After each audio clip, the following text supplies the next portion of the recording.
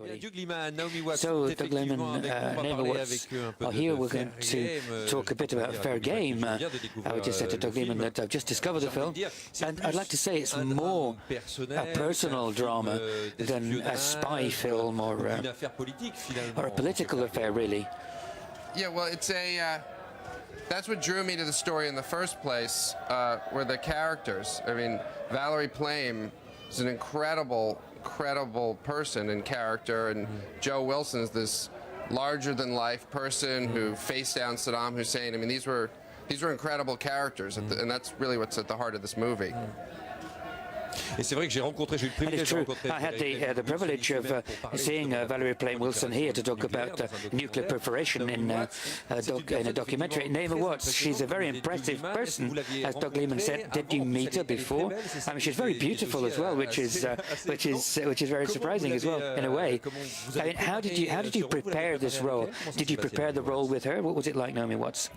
Well, really, like Doug, I fell in love with the true life characters in the story, and then once. I mean, it was a story I was familiar with, but there was so much more to learn about her, and then once I got to know her, you know, of course, I was just fascinated to hear about all these spy stories. But, you know, she was a covert agent and still devoted to keeping those secrets secret. So it was really about just coming to know who she was as a person and how she managed to survive this massive change in her life, which literally her life was turned upside down, and how she prevailed, and you know, against all odds, and you know, such courage, such integrity, and what a great role to have as an actor. Total inspiration. Et alors, est-ce que vous avez pu la rencontrer? Did you meet her? Because, I mean, how do you prepare, you know, for somebody who's so cold, so much sang-froid, even in the way she manages her couple, if you like, incredible sang-froid. I mean, how do you find this strength and this force? Well, I mean, obviously the book, Fair Game, I read that and took a lot from that. And then just lots of dinners, lots of conversations, endless emails. Also, Doug was concerned because I had just literally had a baby when this film was being discussed. And I was in my most maternal state. And Doug was like, oh, no, she's too soft. How are we going to make this work? So he sent me off to boot camp military training, paramilitary training. And, I mean, the things that I had to endure there in a 48-hour period were like setting off explosives. They're the same things that Valerie had to endure for training in the first place. Et c'était important pour vous que Naomi passe par ce. Was it important for her to go to the boot camp for you? It became very important for me. You know, as we started to get into the role, there's a strength that Valerie Plame had that comes from that kind of military training, and it's hard to act it. You need to actually have had some of that experience. And the moment Naomi went through the training, and I went for a couple of hours, and then they kicked me out, and I'm literally, and I'm still reeling from it. And Naomi went through it for 2 days, and Valerie had to go through it for a much longer time period. But it made all the difference in the world.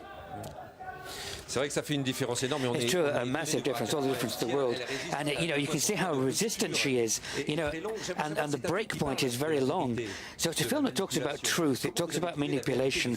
How did you find the truth of the film, Doug Liman? Did you investigate? I mean, where did you get the information from the film? Telling the truth was really important to me. I mean, first of all, this is a story about truth and lies, but also because I have a family history.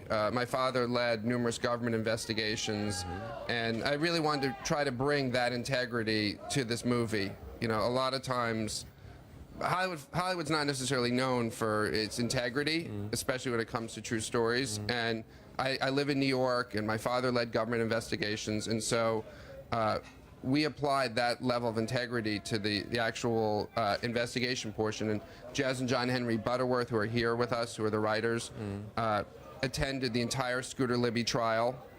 There's more people just in the audience right here taking pictures than actually attended the Scooter Libby trial.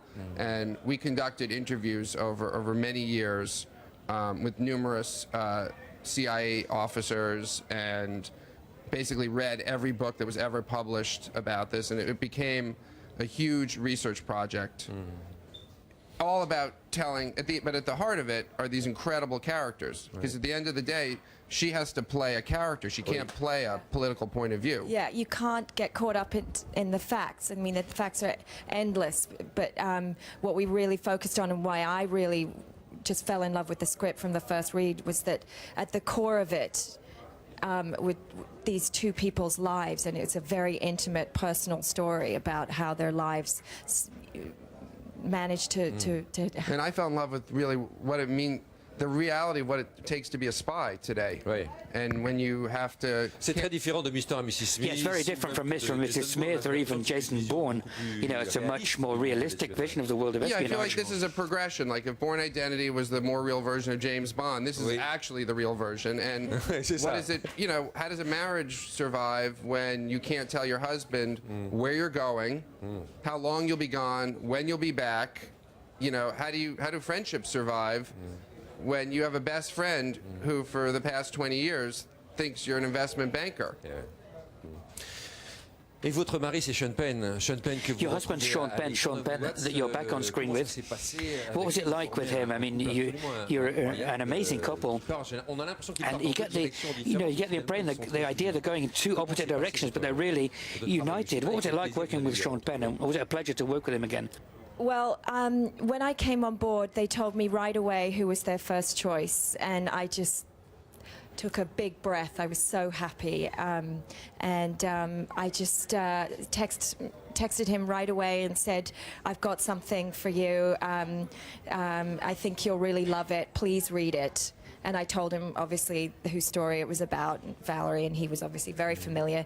And he read it and wrote back right away, "This is a necessary thing, and a story so worth telling." And yeah, going on to set for the third time with Sean, it's heaven. It's we have a shorthand. We, every time you start a new project with an actor, you have to sort of move carefully and consider their process and hope that yours is known, and and it takes time to create that chemistry and trust. But with Sean, it's just like, let's get into it, let's make this happen. And every time he is in front of me, I feel like I elevate my game just to match his, and it was just a great 3 weeks of my life, as it always is with him. J'imagine, ça veut dire que vous avez à peu près le même processus. So you've got the same sort of process in the way you work, the way you create characters? Say that again about the. Do you have the same way? Do you work in the same way as actors? Do you have the same process? Very similar, and he's. He brings... Est-ce qu'on peut en savoir un peu plus sur I mean, can we have a bit more detail about the process? Well, it's a very private thing, one's process, and hopefully one's process is fairly seamless and it's not too big and overwhelming to the point that it's sort of, getting in the way of everybody. But his is, I mean, obviously he did a great deal of research. He spent a lot of time with Joe and read everything, and how he held his body and the things he wore, the little gimmicky things or mementos that Joe has, and yeah, it's evident that he goes to a very deep level in creating that inner life of the person, and yeah, I mean, I work from the same thing. I mean, like I said, I just had a baby. I had a pile of reading material, and which is all very dense, and you read and cover as much as you can, but ultimately it's about just spending time with that person, absorbing who they are. And Valerie is just an endless source of fascination to me. How she dealt with this, her life being turned upside down, and how she managed to take care of not only herself but everybody around her, her friends, her family. Everyone felt betrayed. And her betrayal herself was just so massive, but yet she had to take care of everyone. And of course, how their marriage, and we all know that marriage is a complex thing, how she and Joe managed to stay united. they had moments, believe me, that, you know, they felt like they couldn't cope. But they stayed on track, and that's because they must have had an incredible foundation to begin with. But it's a pretty mind-blowing story. Une histoire extraordinaire. Comment s'est décidé la mise en scène? Mind-blowing story. I mean, the direction of it, because I mean, there are three types of film. You can have a personal drama, a family drama, there's a spy film, there's a political story. Did you film these different elements in the same way? I mean, what questions did you ask yourself as a director?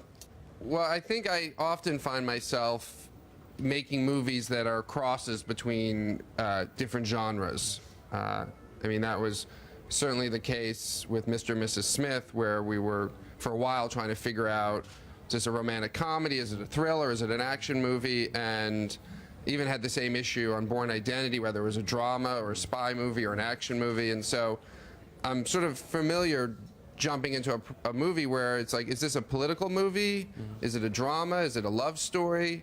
And it's all of those things. And to me, that's sort of what ultimately makes the film really exciting, is that it's a completely unique thing. You know, a lot of times you'll go to the movies and you'll know, oh, I know what genre movie this is, and then it's a cookie cutter of that thing. If it's, you know, whereas for Fair Game, it's a film that sort of evolves, and you know, when you start, you think you're in a straight spy movie. And it's the reality of, you know, modern day spycraft, and Valerie Plame's job was really, really cool. I mean, she was as deep cover an agent as exists at the CIA, and she was doing weapons non-proliferation. She was stopping countries like North Korea and Iran from building nuclear bombs. So just from a spy story, those are bigger stakes than I've ever had, and bigger than I had in Mr. and Mrs. Smith, bigger than I had in Bourne Identity. I mean, talking about stopping somebody from building a nuclear bomb, and how does that really work? Then there's the family story, which is so, just this, you know, I like to think that like spies sort of live up here in sort of the air, and then the rest of us live on the ground. And this movie sort of takes place where the wheels touch the ground. And so, and that's what I ultimately found the most interesting, and that's where the movie ultimately lives, is, you know, what happens when the spy comes home for dinner? What does the spy do at a dinner party when everyone else is talking about world events and they have to play dumb because they're actually involved in them, but none of their friends know it? How does the marriage survive? How does a character like Valerie Plame live with the fact that she lies all day long and all night long? I mean, right? Her job is to lie to people during the day as an undercover agent, and then she can't tell her friends the truth. And so, even though I have a thing for spy movies, at the end of the day, my passion ultimately became about the character of Valerie Plame and character of Joe Wilson, and again, those wheels touching the ground. How does it? When the spy has to come home, and how does a marriage between a spy and a non-spy work? Eh oui. Toute cette vérité, So all this truth, we'll discover it in your film. Thank you very much, Doug Liman. Fair Gamer. Thank you once again, Naomi Works. Thank you for coming along.